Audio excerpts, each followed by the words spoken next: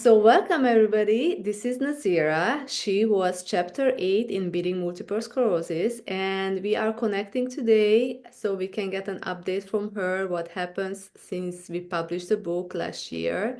And welcome. It's so good to see you again. To see you as well. How are Always love chatting with you. how are you doing? How is everything? Everything's been good. If you like to define good, so I think when you're asked that question, when you have MS, if you're good, you always are grateful, or I'm always grateful that over the last 8 years since I was diagnosed, that as far as official relapses are concerned, I've been very fortunate that I have not had any. So I think when you say I'm good, but that doesn't mean that just in general, as far as kind of life and health, I think we're all dealing with certain things with our bodies. Um, I've had a sore neck, I've had a sore shoulder, I've had to go see physio. So there's been things that have been going on with me, but I don't necessarily know that that's attached to MS. Yes, I feel like that's like it's a good point. It's like sometimes it's the aging, it comes with aging, but if we associate everything with MS, then can bring us down in a rabbit hole and just escalate all other symptoms. Agree. And I think we've talked about this in the past, where one of the things I try and do is I don't attach not to say my body issues, but anything that's going on with me, I don't attach it to my MS. And this has always allowed me to not empower my MS. So I like to see MS being on a back burner. And I think everything that I do in my life empowers me to be as healthy as I possibly can. But knowing that I'm not always healthy, there are things that are going wrong with me, but it always allows me to put my best foot forward. But again, MS is always on the back burner. It's not something that I'm continuously thinking about or try not to, as well as not empowering it. And over the past years, that has done me very well. So you're using it as a reminder, like there is something that reminds me to live a healthier life, kind of. And I think what's interesting is we don't know why we get MS. And one of the things that I've been looking into, or I've been actually working with a Chinese doctor, because I've had these issues that have been going on with me and my body. More so to do with muscular, but also rosacea. That's something that I suffer with. I have a skin condition. And so when you have these different conditions, whether it's not an autoimmune condition, a skin condition, it means that something's not functioning properly in your body. And so visiting the Chinese doctor, they've said that my chi is blocked. And because my chi is blocked, my body is not operating as it should. And so this just, I think, is when I think back to being diagnosed and potentially being run down and potentially my life and just some trauma in my early years or just things that I've gone through in my life, you can see how you might potentially get an autoimmune condition, because if you're not looking after yourself, or if you don't understand what's going on, or if your body internally is not operating as it should, things like skin conditions, autoimmune conditions, they're going to happen. Yeah. I So also this always say that I feel so lucky that I was diagnosed because so many people are walking around and they are complaining. They don't know what's wrong. They don't have a diagnosis. They are looking for solutions and they just don't know what's going on. So at least we know the answer, even though I still think it's just a label that they put on us and decide what's going on. But yes, at least we know that. And I remember, hold on, I remember you wrote in the book, from the beginning, you didn't view yourself as being sick. So I just remember that sentence because I feel like it's so important. and I think I never I never like to I'm not judging anyone, but I think we live in a world where people want to be labeled with a sickness. If they feel they're always looking for something to be wrong. And then when they go to the doctor and they say, oh, well, maybe it's this and I'll give you medication. And unfortunately, the easy answer is to say, okay, great, I'm going to take this medication and it's going to fix me. And then they take a medication and then it doesn't correct the problem. And then that medication has a side effect. And then they go back to the doctor and the doctor might say, let me give you another medication that's going to help you with that. And then all of a sudden, someone could be on 10 medications, but they actually haven't got to what the root of the problem is. And I think this is where we're dealing with sickness just being this kind of concept of just being given drug after drug, but we're not ever really addressing what the issue is. And that's kind of fascinating to me that when I go to see a Chinese doctor and they talk about my qi and what's going on inside of my body, it all makes sense what they're saying. And I know how it's manifesting, how it's coming out in my body. And it allows me to take proactively the approach I need to take naturally. And so what that means is that I stay whole as a person because I'm not managing side effects of medication. So I'm still dealing with stuff, but I'm dealing with stuff by myself and taking natural medicine, which means that my mental state is always in a good place. Whereas once you start taking multiple medications, you can start to deteriorate. And I think that's kind of the fine line. And not the medication is wrong. There's always a time and place for it, but I think it's just taking accountability for what's going on with yourself and not just relying potentially on someone saying, this is your problem, I'm labeling you, and here's some drugs. Because it seems like that's happens very often. Yes, we always look for a quick solution, quick fix, but learning from my experience, it's not a quick fix. Even when I was researching supplements, like, is this gonna fix my problem? Yes, it might temporarily like got me better, but that's not a long-term fix. It's not a long-term solution. Yeah. Tell me about this, more details about this Chinese medicine. You get actually supplements, or what do they know? Yeah, she's actually just started to give me some Chinese supplements. I'm very trusting because they are Chinese bottles, and I can't read the label to tell you what's in them. But I think what the purpose is I go and I receive acupuncture and Chinese massage at the same time. And so ultimately, what this is going to happen is that it will start to help my internal body basically start moving properly as it should, which will help things like my menstrual cycle. That's a big thing for a lot of women. If you start to see things happening not properly with your menstrual cycle, it often means that things aren't moving internally.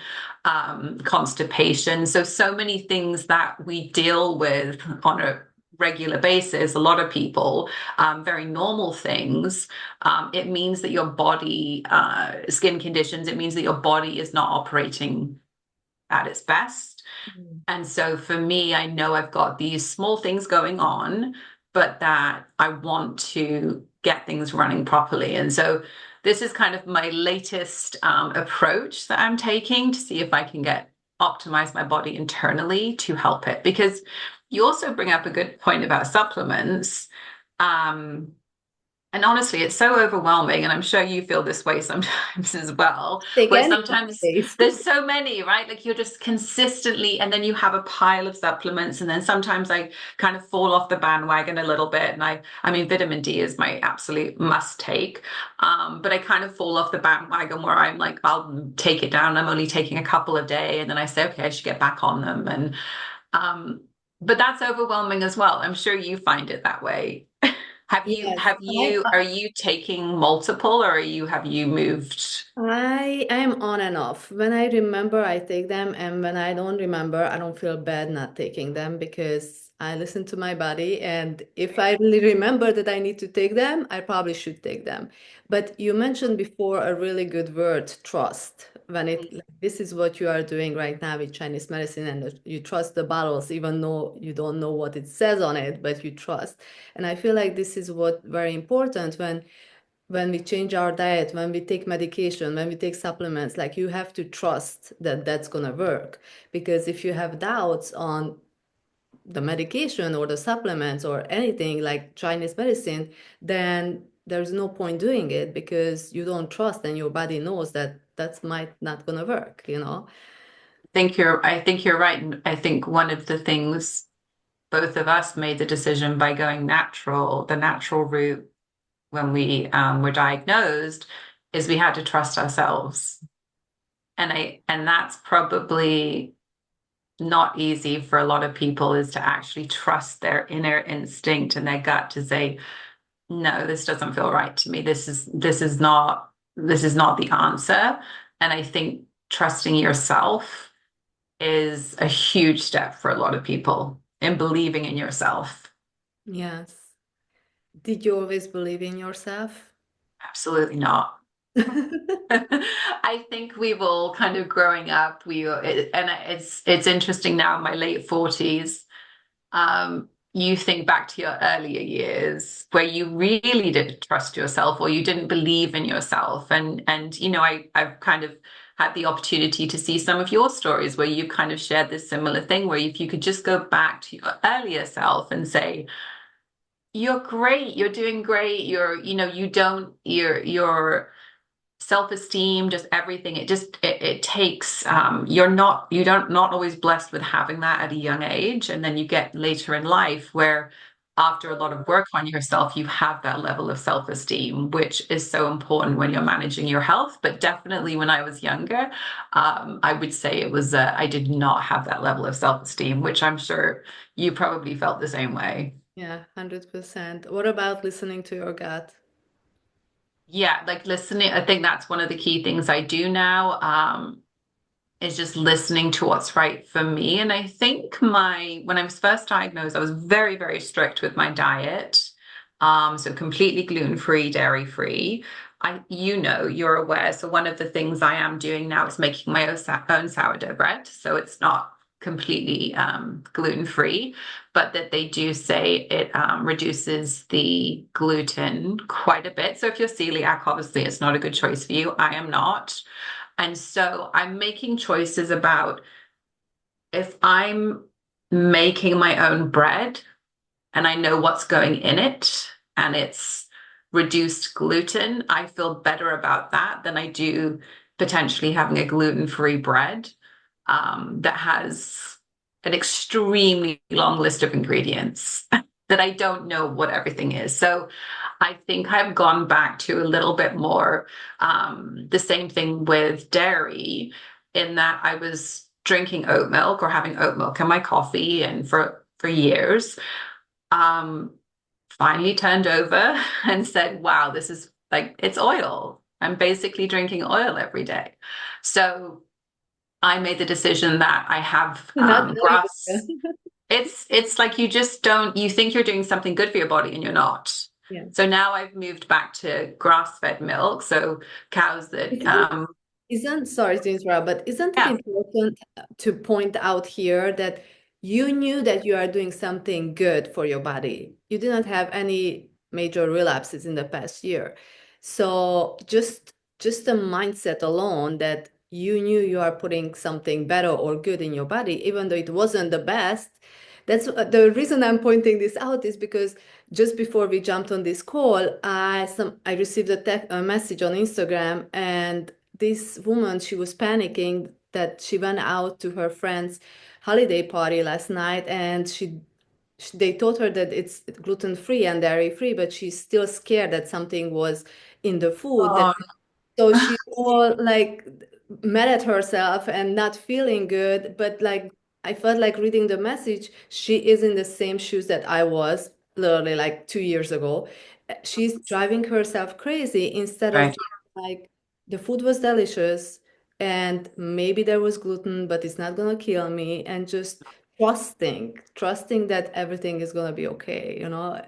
That's why You've I just said it beautifully, and I think we need to also share that message, not to go out to say, do what you want, eat whatever it's fine, but it's not going to hurt you. It's not like it's not having a little bit of gluten a couple of times a year, having a little bit of dairy a couple of times a year. Now, I know some people live a very strict. If you look at someone like Matthew Embry, his motto is absolutely zero cheat, which is amazing for him. But it's not realistic for everyone, and I think we need to definitely give ourselves forgiveness and know that if we have a little bit of and so I'll give you an example. I've just said like I'm using milk now from grass-fed cows because I think that is a better choice than potentially having a product that has oil in it.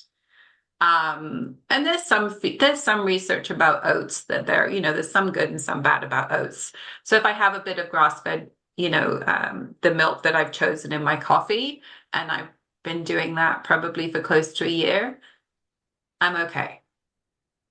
So I I'm think, I'm doing fine, but I'm trusting my gut that I want to make sure that the products I'm taking are the best products if I can, the most true form of what they should be. And I think there's a lot we learn from the Mediterranean diet and lots of great success stories from people that may eat things that we try and stay away from, rightly so, but because they're coming potentially directly from making goat cheese, or if they're making homemade bread every day, or if it's all just coming from a good source, I also believe that that's a positive thing as well. yes, I agree. And thinking and having that fear that something's gonna happen, it's probably will happen. So just by getting rid of that fear and eating whatever you eat and thinking like I'm gonna be fine, my body's not gonna have, not even thinking that, because once you start thinking, then it's gonna go down in the negative rabbit hole. Yeah. So just trying to look at everything from a positive perspective.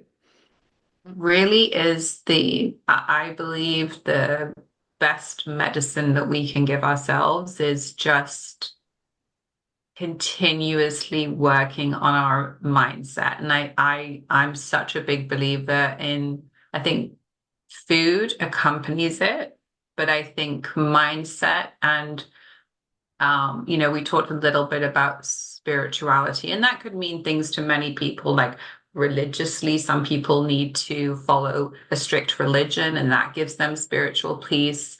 Um, I'm definitely, I believe in God. There's a spiritual level there for me that believe in that my purpose on this planet is to be the best person I can be. And so I take that in, and I think that kind of spiritual awareness, whatever it means to you, it'll be different for every single person. But I think it's just not looking at life so material, like all the materialistic stuff we have in life. Have we got the best role in our job? Have we achieved enough in our job? Do we have the nicest car? If we need to take all of that away and be content inside with what we have. And I think once you come to that inner peace, I also believe that that's a huge piece of healing. I agree. Yes, I definitely agree. And I think you've been practicing a lot of the spiritual, just being at one and Yes, that's actually what changed my whole perspective about healing.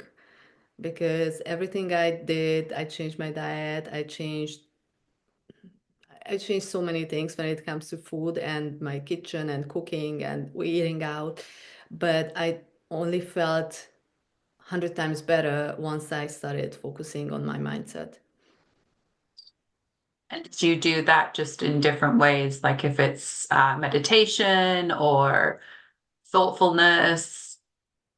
Just learning about myself and exploring and figuring out why I'm here. And it's so interesting once you open up to the universe or whatever you believe in, like things just starts flowing towards you. And for me, it started with the book.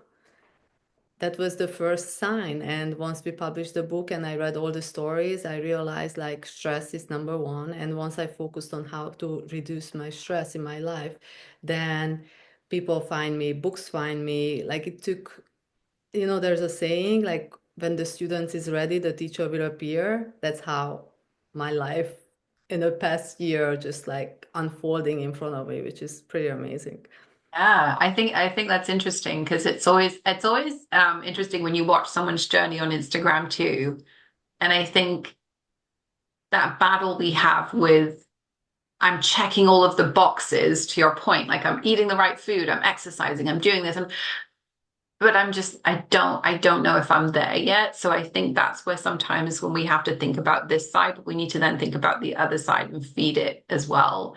And I really love the fact because I've always I kind of grew up in a religious house. So it was very much with me growing up. And I don't know that everyone has that same, they're not necessarily brought up with religion. So they don't or have seen a spiritual been brought up in that spiritual environment. So because I've always known inside myself and I've always had that kind of level of, it's just been there naturally for me, which I feel very fortunate about. So I've always known to tap into that or to appreciate it. But I think now this is more people are understanding the importance of spirituality and what it can bring.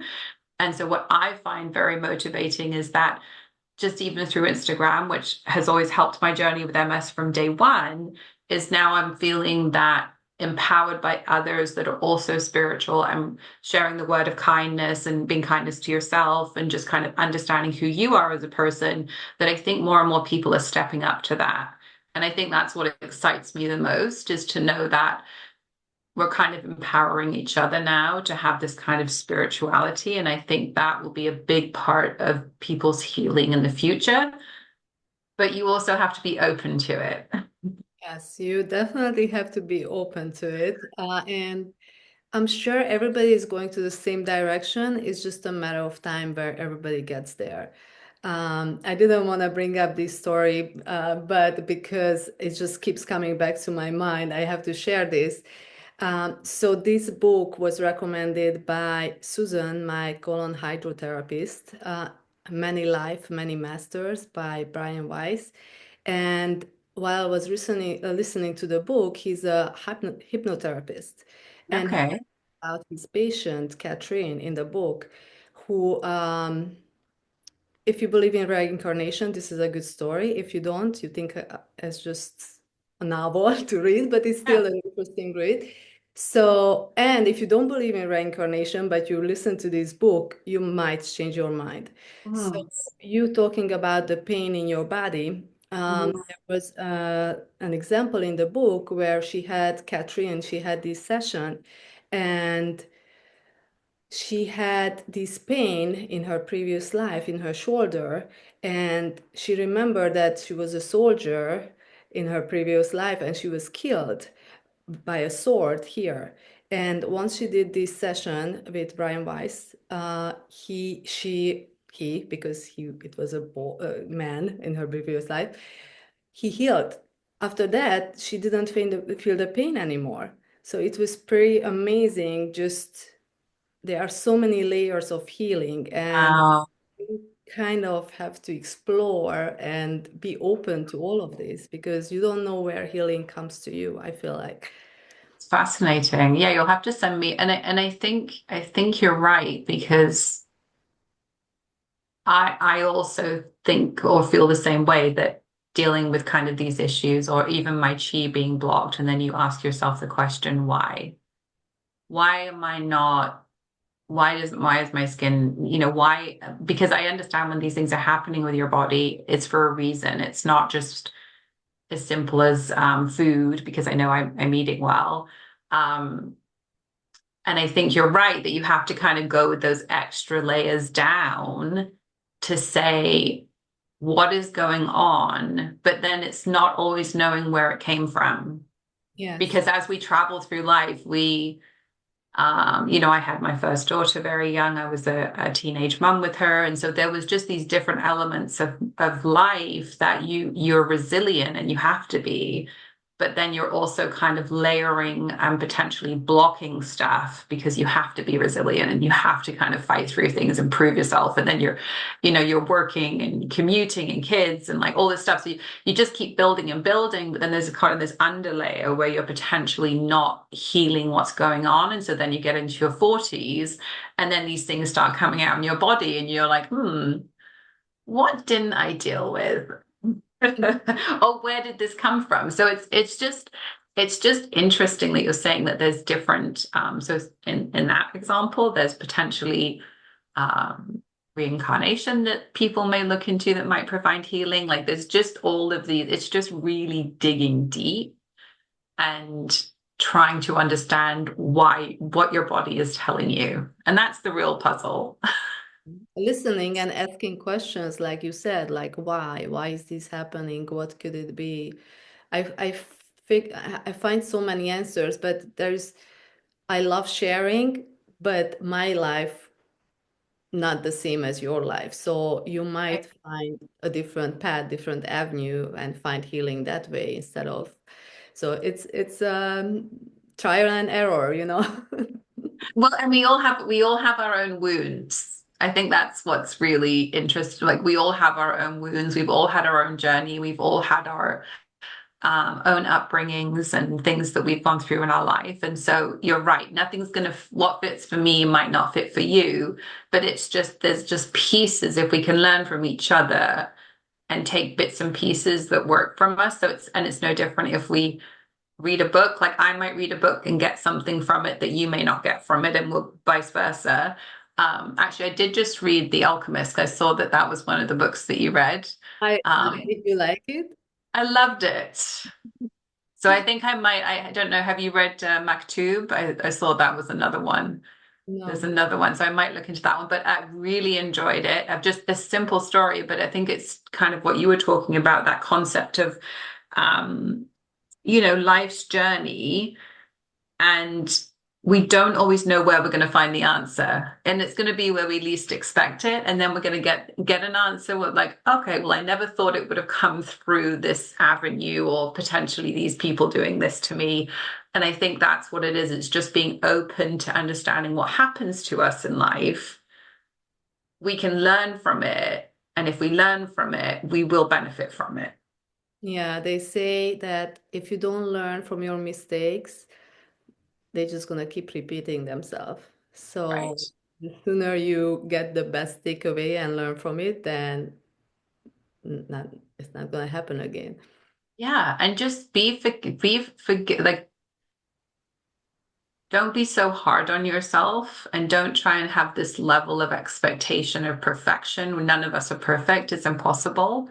And to your point, just sharing the story, the someone that might feel fearful because they've had gluten, and just knowing that while we're on this health journey for MS, it's not as I don't believe, this is just my opinion. I don't think it's as simple as um eating a piece of bread and all of a sudden we're going to have a relapse. I just don't think it works like that. I think that, in the last 8 years, I've still been through a lot of stressful times. I've still had to live my life normally. I'm not in a box and, being fully protected. So there's been stress that I haven't wanted to deal with, that I've had to deal with. And they say stress is a big part in it. So there's been a lot of life challenges that have still happened. And I've been very fortunate and blessed that nothing, I haven't had a major relapse. I'd like to think that all the steps I take are what have prevented that mentally, what I'm eating, but I haven't been perfect. And I think that's the biggest message I would just want to say to everyone is it's not about perfection. It's just about consistency, and just consistently try your best to have a good mindset, consistently reflect, consistently try and eat the best food that you possibly can. And if you're achieving 80% of it, I think you'll be in a really good spot. I love that. That's Yes. kind of that's my snapshot. Because I just think everyone's suffering with something. So many people are dealing with autoimmune conditions now in general. It's not even, maybe not MS, but I think just with the food that we have, the lifestyle we have, what we're exposed to, like everyone's dealing with stuff. No one's life is perfect. And I think we have to just be kind and realize that. and just focus on ourselves. Yes, I agree completely. I think this is a message that is a perfect ending for our conversation. I love it. Yes. And thank you. I always like to say thank you because I feel like you're No, such a good you too. spokesperson. I am. I barely can tell a story. Oh, yeah, it's brilliant. Like I think But my thank daughter you. just yeah, she's creating a small documentary for one of her university classes, and so she decided to do it on me with MS. And you've just been such a big part of my journey too, where I think it's just knowing I think you've had just a level of honesty as well, where you're not afraid to be honest about your journey and say, I'm trying all these things, but I'm still not feeling necessarily 100%. I think it's just about honesty. And I think you've just been such a good role model for the MS community, especially for the book and everything that you're doing. And so you may not always know it, but know that what you do is also very inspiring. I just want you to always know that too. Thank you. Thank you so much for saying that. Thank Yeah, you. you definitely your journey and what you give to others has, and I hope is also part of your healing journey as well, because Yes. that's part of it, right? I wanted to say thank you for everybody who is watching this or finished watching this. Like it just helps me. Not, I'm so grateful that I'm able to help anybody, but in the same time, I'm also healing, and it's like it's a whole circle that I love being part of it. Holding it together. Yes. Well, thank you for having me. It's been a pleasure speaking with you. You too. Thank you.